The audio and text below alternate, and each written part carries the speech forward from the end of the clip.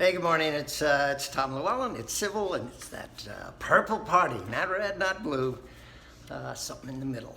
Hey, I want to talk today about how's our government run? How well is it run? And I want to do it from a business point of view because here's what's happens with businesses. They grow, they go through stages, I would guess. You're $1 million business through a few people, not a big deal, but it's kind of a break point. Think, what do I need to do to get to 10 or 100? What do people at 100 that are thinking when they want to get to $1 billion? And literally, businesses bring in big, gigantic consulting firms and say, tell me what to do. Tell me what I'm doing wrong or right or whatever. They bring financial people in and saying, hey, if we want to grow more, what do we invest in, right? So look, there's a bunch of areas, and God knows if Deloitte or Accenture came in and tried to do a review of a $4.8 trillion enterprise, it'd never get done, right? It's just too big. So imagine a small consulting firm coming in and taking a view from about 30,000 feet and say, how's this thing look, right? Because it is a leviathan, right? And you want to look at four areas. Is the governance, is the leadership, in queue, in line to really fill out a strategy if you execute one. Second, are the products, are the things they sell, hopefully if you're growing, people like them, but are they the right ones? Are they going to last for a while? Or do you need to do things differently in order to get them to market and have people happy with them, high quality, right price, right? Also, business processes. You can't imagine, people that are growing, they've kind of cobbled together a whole bunch of systems and a whole bunch of processes, a lot of times just ad hoc. They're a train wreck. If you're growing fast, they're huge problems, right, if they aren't really efficient. And then you have to have the IT architecture to support all that. Can it scale?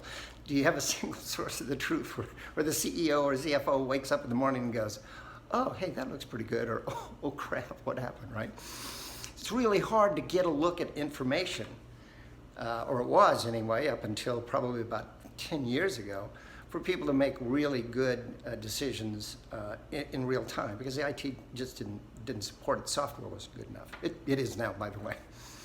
So if you look at the government, look at our leadership and governance. We elect a bunch of people who hate each other. So imagine if you would, that your leadership for the company is just bifurcated. It's like two groups of people that hate each other, not just a co-CEO that might hate each other. The whole structure of the upper organization at war all the time. That company won't hunt, right? It'd be out of business almost immediately. You can't have a structure like that. Second, products.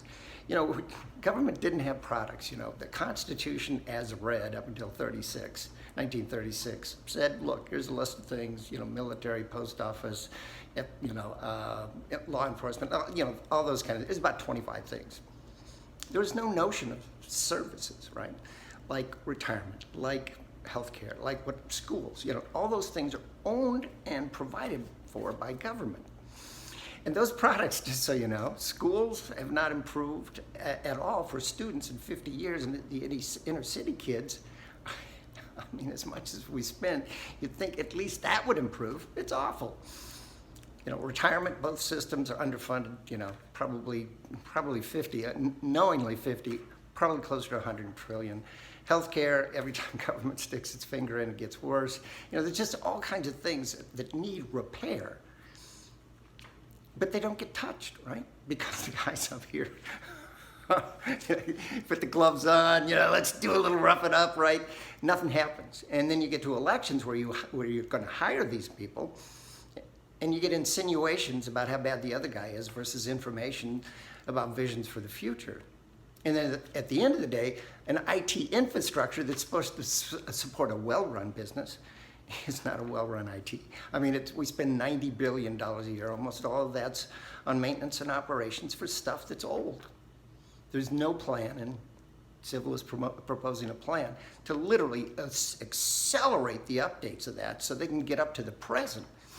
And so it can support, if we ever got a government and a set of leaders that could lead and had a vision for the future instead of looking back to the past. things would work. So if somebody got a grade card and said, hey, you got these 4 things, what does it look like? We're getting a D or an F. It sucks. Bad leadership, poor governance, our products aren't working. Business process is vastly complex because we have 4,000 organizations we have to support. Too complex, right? And an IT infrastructure that's trying to cobble together stuff so somebody knows something. Here's the deal. We don't have vision as a citizen either into what's going well and what's going poorly. And we won't until we fix IT. But you really won't until you fix the first 3 things. 2 parties that are focused on the future instead of these dinosaurs that are walking us into the tar pits. A better focus on repairing the product so they actually work and are financially sustainable, and business processes that are simplified so the people in government can get stuff done. Anyway, that's my assessment. I'm that agile consulting, technical consulting firm saying, is this business running right? Brothers and sisters, it is not. Do not vote for these people. Write in anybody, anywhere. But don't vote for Republicans or Democrats. They don't know what they're doing. I'm Tom. I'll see you next week. Thanks.